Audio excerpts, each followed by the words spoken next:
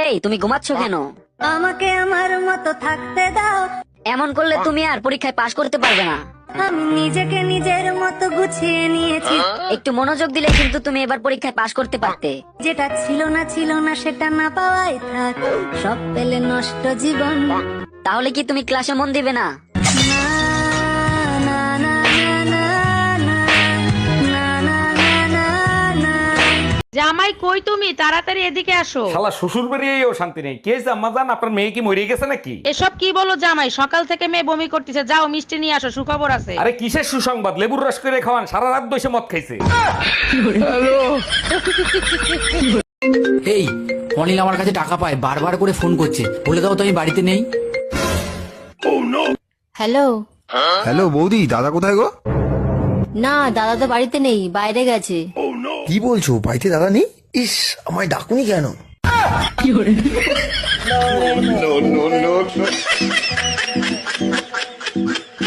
তোমরা মোবাইল ঘাটো তো? হ্যাঁ। মোবাইল ঘাটো? হ্যাঁ। আচ্ছা, মোবাইলের কোন জিনিস রান্না করে খাওয়া হয়? সিম। কি করে বললে তুমি? তোমার বুদ্ধি কোথায় থাকে? মাথায়। ভাবি কোথায় আপনি? তাড়াতাড়ি দুধ নিয়ে যান। কি সমস্যা? বারবার চাপেন কেন? একবার চাপলে হয় না? কি করব, বারবার না চাপলে আপনি তো আবার আসেন না। আপনার চেয়ে তো পেপারওয়ালা ভালো, চুপচাপ নিচে থেকে ঢুকায় দেয়।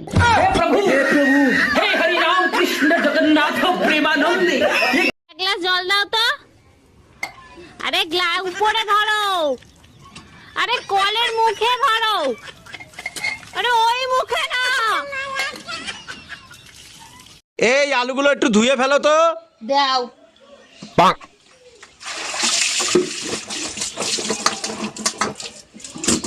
কি করলে এটা? তুমি তো বলে ধুয়ে ফেলতে। আয় রে পোড়া কপাল। বলছি এইটা কি ঝুনঝুনি পোদ্দারের বাড়ি? না না, ঝুনঝুনি পদ্মার 3 বছর আগে এই বাড়িটা আমাকে বিক্রি করে দিয়ে তো চলে গেছে। সে তো এখন এখানে থাকেনি। কিন্তু ভাই তুমি কে? ঝুনঝুনি পোদ্দারের নামে একটা পার্সেল ছিল, পার্সেল দিতে আসছি আমি। আসলে আমার নামই ঝুনঝুনি পদ্মার। আসলে আমি ভাবছিলাম তুমি কিস্তিওয়ালা, লোনের টাকা আনতে আসছো। ডাক্তার, প্রস্রাব করতে গেলে প্রচন্ড ব্যথা করে, কি করি বলেন তো? দাঁড়ান, চেক করে দেখতেছি কি অবস্থা।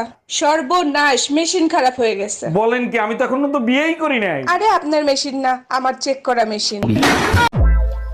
আপনার নাম কি? রাজমিস্ত্রি।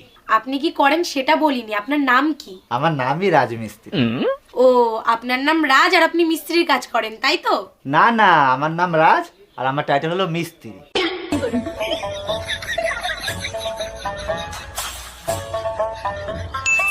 তোমরা মোবাইল ঘাটো তো? হ্যাঁ। মোবাইল ঘাটো? হ্যাঁ। আচ্ছা, মোবাইলের কোন জিনিস রান্না করে খাওয়া হয়? সিম। কি করে বললে তুমি? তোমার বুদ্ধি কোথায় থাকে? মাথায়। এই যে ভাবি, এইটা কি অরুণ সাহেবের বাড়ি?